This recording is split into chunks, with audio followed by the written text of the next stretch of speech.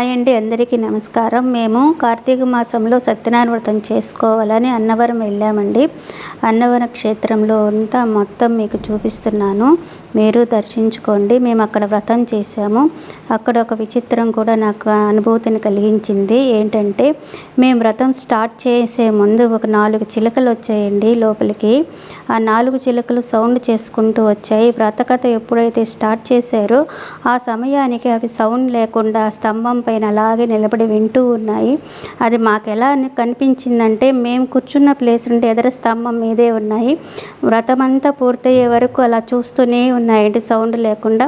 వ్రతం పూర్తి అయిపోయిన తర్వాత, అంతా అయిపోయిన తర్వాత అసలు చిలకలు కూడా కనిపించలేదు.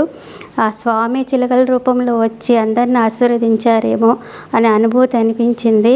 ఇది నాకు అద్భుతంగానే ఉంది. మీకు ఎలా అనిపించింది? లైక్ చేసి, షేర్ చేసి, సబ్స్క్రైబ్ చేయండి. తప్పకుండా చెప్పండి.